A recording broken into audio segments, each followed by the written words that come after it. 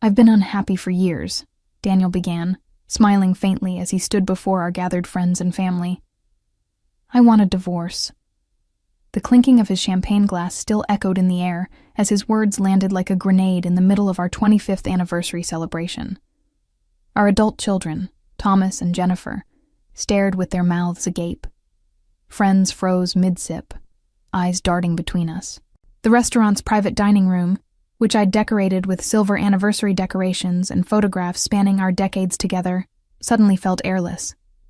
I simply nodded and replied, "I understand completely."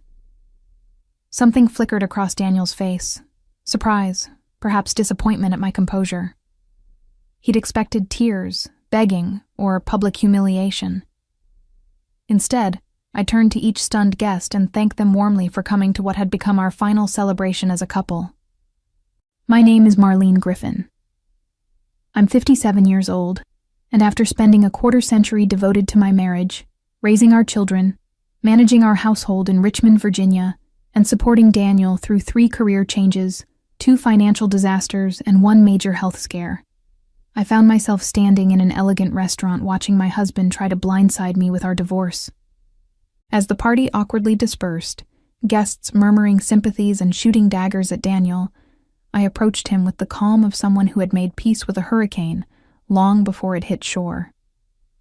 "You'll want to call them first thing in the morning," I said, slipping a single business card into his hand. His eyes widened as he read the name on the embossed card. Rebecca Stone, Esquire, one of the most feared divorce attorneys in Virginia. "Why would you have this?" he asked, his voice suddenly less certain. I simply smiled, patted his arm, and walked away to hug our bewildered children. Over their shoulders, I watched Daniel's confident expression crumble as the first inkling that something was wrong pierced his self-assurance. What he didn't know, what I'd made absolutely certain he didn't know, was that 6 months earlier, while looking for our property tax statement in his desk drawer, I had discovered a lease agreement for an apartment in Shockoe Bottom, our city's trendy downtown district. 2 days later, I glimpsed a series of disturbingly intimate texts between him and someone labeled only as co-worker when his phone lit up during dinner. And that was just the beginning of what I knew. By the time Daniel dropped his divorce bombshell at our anniversary party, I had spent half a year methodically documenting every aspect of his betrayal. He thought he was ending our marriage on his terms, but I had been preparing my exit strategy with military precision since Valentine's Day. Growing up, my grandmother always told me, "Trust, but verify." It was advice I had largely ignored throughout my marriage. I believed in Daniel completely. We met when I was 30, and he was 32. Both of us working at Falwyn Security, me in human resources, him as a rising star in sales. Our courtship was a whirlwind, and within a year, we were married with a prenuptial agreement that protected both of us if things ever went south. 2 beautiful children followed, and I eventually stepped back from my career to manage our growing family while Daniel's sales career soared. He moved from Falwyn to Brightvale Mining, and then to Everkin Motors, climbing the corporate ladder with each jump. I supported every decision, every late night, every weekend business trip, even as our children grew up and needed their father at soccer games and dance recitals that he inevitably missed. "Your dad is working hard for all of us," I would tell them, believing it myself. And he did provide well.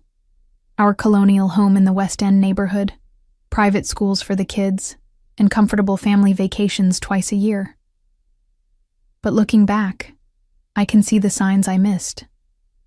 The gradual emotional distance, the growing criticism of my appearance compared to the dynamic professionals he worked with, the diminishing physical intimacy explained away by stress and aging. Marriage changes after 20 years, my friends would assure me. It's normal to become more like roommates. What wasn't normal were the growing number of business dinners that left his collar smelling of perfume I didn't wear, or the second cell phone I discovered in his briefcase when packing it for a hospital stay after his gallbladder surgery 3 years ago. A phone he claimed was just for international clients, and that mysteriously disappeared after his recovery. I convinced myself these were misunderstandings. The alternative was too painful to consider. Until Valentine's Day this year. Daniel had forgotten the holiday entirely. Not unusual in recent years, but claimed a last-minute client emergency when I mentioned our dinner reservation. I spent the evening alone, flipping through old photo albums and wondering how we had drifted so far from the couple in those faded pictures. The next morning, I decided to file our tax paperwork early and needed our property records. That's when I found it, tucked between home insurance documents and car titles, a lease agreement for an apartment on East Carey Street, signed 2 months earlier. Daniel's signature, clear as day, on a one-bedroom unit that cost nearly a third of his monthly take-home pay. That discovery would change everything about how I approached our 25th year of marriage. I sat in my car outside the apartment building for 3 hours that day, paralyzed between confronting him immediately and pretending I never saw the lease. The elegant brick building with its rooftop deck and floor-to-ceiling windows mocked everything I thought I knew about our financial situation. "We need to be more careful with spending this year," Daniel had told me just weeks before I found the lease. "The market's unstable." Yet he had somehow found money for a $20,800 monthly rental in the city's most desirable neighborhood, money that was supposedly too tight for the kitchen renovation I'd been requesting for 5 years. When I finally drove home, I made 2 decisions that would alter the trajectory of my life. First, I would not confront Daniel until I understood exactly what I was facing. Second, I would protect myself by gathering every shred of evidence possible before making any moves. The next morning, while Daniel was at the gym, I examined his phone. He thought himself clever using a fingerprint lock, but I had long ago noticed he used his right thumb to unlock it. While he slept, I had carefully pressed his thumb to the sensor, checking messages that confirmed my worst fears. He and his coworker, Jessica Palmer, had been involved for at least 18 months. Their texts were explicit, filled with references to our place and plans for a future together once he handled things at home. Reading their exchanges, I learned Jessica was 34, recently divorced herself, and worked in marketing at Everken Motors. She had apparently convinced Daniel that their May-December relationship was his ticket to renewed youth and excitement. My hands shook as I photographed key conversations with my own phone, making sure to capture timestamps and contact information. The physical pain of betrayal was overwhelming, a vice grip around my chest that made breathing difficult. 25 years of memories, twisted by the knowledge that our recent history had been built on lies. That evening, as Daniel kissed my cheek absently before diving into work emails, I struggled to maintain my composure. The urge to scream, to demand answers, to throw his deception in his face was nearly overwhelming. Instead, I smiled and brought him his favorite evening bourbon. "Working late again?" I asked casually. "Quarterly reports are coming up," he replied without looking up. "Don't wait up." I nodded, retreating to our bedroom, where I allowed myself 10 minutes of silent tears before calling my oldest friend, Valerie. "I need the name of the best divorce attorney in Richmond," I said when she answered, "and I need absolute discretion."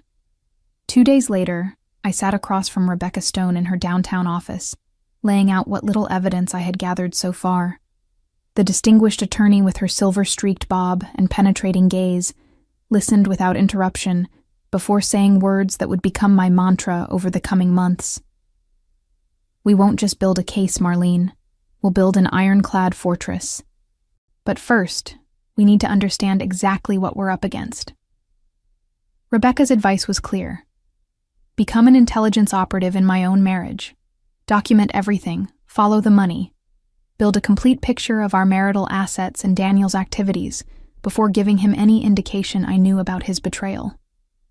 "The element of surprise is your greatest advantage," she counseled. "The moment he knows you're aware, he'll start hiding assets and constructing his own narrative." So began my double life. On the surface, I remained the supportive wife of 25 years, managing our home, attending company functions on Daniel's arm, and planning our upcoming anniversary celebration. Beneath that facade, I transformed into a methodical investigator, documenting every aspect of our financial and personal lives. I started with our finances. Daniel had always handled the investments while I managed the household accounts. Now I needed to understand the full scope of our portfolio. I told him I wanted to learn more about investing for my own knowledge, a request he dismissed with patronizing amusement, but ultimately granted by sharing our financial advisor's contact information. "Just don't make any changes without consulting me first," he cautioned. "These things are complicated." Our financial advisor, Harold Wilson, was initially reluctant to discuss details with me until I gently reminded him that as Daniel's spouse, I had legal right to information about our joint assets. Once convinced, Harold became surprisingly forthcoming, particularly after I mentioned concerns about unusual money movements. "Well, there have been some significant withdrawals over the past year and a half," Harold admitted. "I assumed Daniel discussed these with you." He hadn't. The withdrawals totaled nearly $320,000, money apparently transferred from our joint investment accounts to a separate entity I'd never heard of, Griffin Consulting LLC. "Daniel established it as a side business venture," Harold explained, "for consulting work separate from his main employment. A business I knew nothing about. A shell company, as Rebecca later explained, likely created to funnel marital assets away from our shared portfolio." I photographed every document Harold shared, noting dates, amounts, and account numbers. My next step was accessing our home computer. Daniel wasn't particularly tech-savvy and used the same passwords for most accounts, variations of our children's birthdays combined with our anniversary date. The irony wasn't lost on me as I used Genio52Tom719 to access his email account. What I found confirmed my suspicions and revealed new betrayals. Email exchanges with a realtor about purchasing a condominium in Charlotte, North Carolina. An offer letter from Hailstra Audio, a company based in Charlotte, dated 3 months earlier. Flight confirmations for weekend trips he'd claimed were golf outings with clients, and dozens of emails to Jessica discussing their future plans. "Once the anniversary party is behind us, I'll handle the divorce quickly," he wrote in one message. "Marlene will be devastated, but she'll get over it. The timing works perfectly with the Charlotte move." They had it all planned. He would announce our divorce at the anniversary party, positioning himself as the honest husband who had simply fallen out of love, but had respectfully waited for our milestone anniversary before moving on. Then he would relocate to Charlotte with Jessica, taking his new position at Hailstra and living in the condominium they had already selected together. I sat at our desk, reading their calculated plans for dismantling my life, and felt something inside me harden. This wasn't just an affair or midlife crisis. This was a comprehensive campaign to discard me with minimal financial consequence to himself after I had devoted my entire adult life to supporting his success. That night, I made a silent promise. Daniel Griffin would not know what hit him. With Rebecca's guidance, I expanded my investigation. I needed to understand not just what Daniel was planning, but what legal vulnerabilities existed in his strategy. Our prenuptial agreement had been straightforward. In the event of divorce, each party would retain assets brought into the marriage, while assets accumulated during the marriage would be divided equally. However, there was a critical infidelity clause that Rebecca immediately highlighted. If either party engages in extramarital affairs, they forfeit their right to certain protections, she explained. Most importantly, the injured spouse is entitled to a significantly larger percentage of marital assets acquired during the years of infidelity. The key would be proving when the affair began. If I could establish that Daniel's relationship with Jessica had extended over years, rather than months, I could potentially claim rights to much more than half our marital property, including portions of his retirement accounts and stock options. I hired a private investigator, William Jacobs, who specialized in infidelity cases. His services weren't cheap, but I pulled from my personal savings account, money I'd squirreled away from my occasional freelance HR consulting work that Daniel knew nothing about. William confirmed that Daniel and Jessica's relationship traced back at least 2 years. He provided photographs of them dining together, entering and leaving the apartment, and traveling to Charlotte on weekends when Daniel had claimed to be on golf trips. But the most damning evidence came from interviews William conducted with staff at Everken Motors. According to 3 separate sources within the company, their relationship was common knowledge as early as spring of 2023, William reported. One former executive assistant kept a detailed work diary that references them spending time alone in his office with the door locked on multiple occasions. The assistant had been dismissed shortly after, allegedly for performance issues. William located her, and she was more than happy to share her records and testify if needed, still bitter about her unceremonious termination that she believed was orchestrated to keep her silent. Armed with this information, Rebecca added workplace harassment implications to our strategy. If necessary, we can suggest that Everken Motors could face legal exposure for allowing a senior executive to engage in an inappropriate relationship with a subordinate, she explained. It's leverage we may not need to use, but it's valuable to have. As the weeks passed, I continued gathering evidence while maintaining a perfect facade of ignorance. I suggested the anniversary party, knowing it aligned with what Daniel had told Jessica. I spoke enthusiastically about the next 25 years, when around friends and family. I even initiated physical intimacy occasionally, something that clearly made Daniel uncomfortable, but that he couldn't reject without raising suspicions. Each time he invented a work excuse to visit the apartment or Charlotte, I simply smiled and told him I understood. Each time he complained about finances while secretly funding his double life, I nodded sympathetically. All the while, my case file grew thicker. 3 weeks before our anniversary, I made a crucial discovery. While backing up family photos to our cloud storage, I found a folder Daniel had apparently created by mistake in our shared account. It contained explicit photographs of him and Jessica together in the apartment, images dated consistently over the past 2 years. I immediately forwarded them to Rebecca and William, who confirmed they provided clear visual proof of the timeline of infidelity. The final piece clicked into place. "We're ready," Rebecca told me during our last meeting before the anniversary party. "The moment he makes his move, we'll respond with overwhelming force. He won't know what hit him." I left her office feeling strangely calm. After months of investigation, documentation, and strategic planning, there was nothing left to do but wait for Daniel to spring his trap, unaware that he was walking straight into mine. The anniversary party was my masterpiece of deception. I selected the Jefferson Hotel's grand ballroom, arranged for a string quartet, and designed a sophisticated evening celebrating a lifetime of partnership. The invitations, ivory cardstock with silver embossing, went to 60 of our closest friends and family members. I watched Daniel's face as I showed him the final guest list. "This seems excessive," he remarked, clearly discomforted by the scale of a celebration he knew would end in devastation.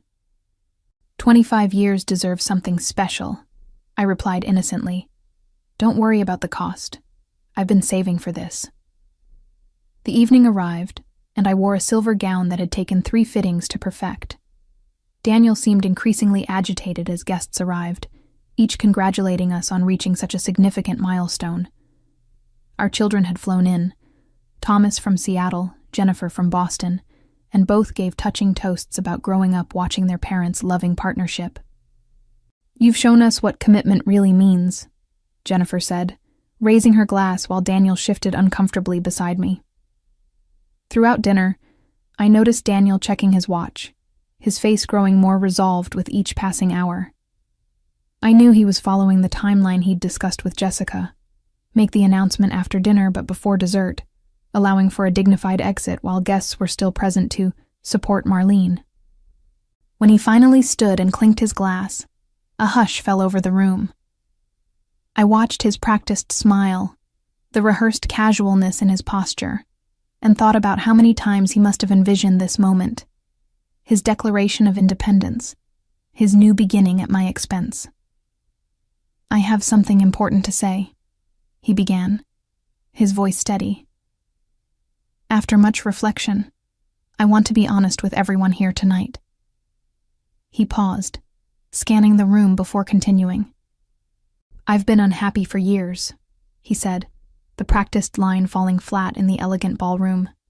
I want a divorce. The collective gasp was audible. Jennifer dropped her champagne glass, shattering it on the hardwood floor. Thomas half rose from his chair, confusion and anger battling on his face. Our friends stared in disbelief, but I was ready. I had rehearsed this moment just as carefully as Daniel had. I simply nodded and replied, "I understand completely." The confusion on his face was worth every moment of the past 6 months' deception. He had expected tears, pleading, perhaps even a scene.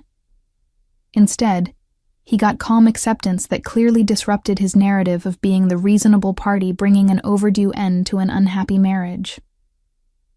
"I think we should thank everyone for coming," I continued smoothly, standing to address our shocked guests. "This has been a wonderful celebration of the past, even as we move toward different futures." One by one, I hugged each departing guest, accepting their whispered condolences and confused support with gracious smiles. Daniel stood awkwardly by the gift table, looking increasingly uncertain as his dramatic moment fizzled into uncomfortable social navigation. When the last guest had gone, save for our children who waited tearfully by the door, I approached Daniel with practiced composure. "You'll want to call them first thing in the morning," I said, slipping Rebecca's business card into his hand. He stared at the card, recognition dawning slowly. "Rebecca Stone? The divorce attorney?" "Yes," I confirmed. "She's quite selective about her clients, but she made an exception for me. 6 months ago." The blood drained from his face as comprehension set in. 6 months?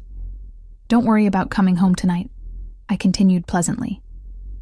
"I had the locks changed this afternoon. Your essentials are packed in a suitcase at the coat check. I believe you have somewhere else to stay, don't you?" As he stood frozen in shock, I turned to our children, linking my arms through theirs. "Let's go have that cake at home. I think we've had enough celebration for one evening." Daniel's lawyer called at 7:13 a.m. the following morning. I was already awake, having slept better than I had in months. "This is Philip Dawson representing Daniel Griffin," the voice announced stiffly. "I understand there's a situation we need to discuss." "Please direct all communication to Rebecca Stone," I replied, following the script Rebecca and I had prepared. "She's expecting your call." By 9 a.m., Rebecca called to report that Daniel was attempting damage control by offering a quick, generous settlement, a clear indication he hadn't yet grasped the extent of my preparation. "He's offering a 60-40 split of current visible assets in your favor, plus the house," she said. "Should I tell him we're just getting started?" "Absolutely." At 11 a.m., the formal divorce papers were served to Daniel at the Everkin Motors headquarters by a process server who, at my request, delivered them during a board meeting Daniel was leading. The thick document detailed not only my terms, 85% of marital assets, the house, and significant alimony, but included comprehensive evidence of his infidelity, financial deception, and plans to leave the state. By noon, 3 things happened in rapid succession. Daniel's lawyer requested an emergency meeting, Everkin's human resources director called Daniel to their offices, and Jessica Palmer cleaned out her desk and left the building in tears. When Rebecca met with Daniel and his lawyer that afternoon, she brought the final bombshell, William's full investigative report, complete with witness statements from former Everkin employees about the inappropriate workplace relationship. "My client is prepared to contact Everkin's board directly regarding the company's failure to address this situation if we cannot reach a satisfactory agreement," Rebecca informed them.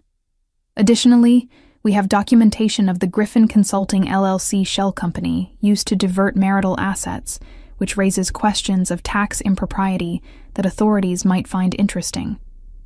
Daniel's attempt to seize control of our divorce narrative had completely collapsed in less than 24 hours. His lawyer requested a brief recess, during which I imagine he delivered some very unwelcome news to my husband of 25 years. The settlement negotiations were remarkably brief. Daniel, facing potential professional disgrace, tax investigations, and the complete destruction of the narrative he'd constructed about our marriage, accepted terms that went far beyond what even Rebecca had initially thought possible. I received 85% of our marital assets, including full ownership of our home, his retirement accounts, and investment portfolios. Daniel retained only his personal possessions, his car, and a single investment account worth approximately 1/5 of our total net worth. The alimony payments would continue for 10 years, ensuring my financial security well into retirement age. Most satisfying was the non-disclosure agreement.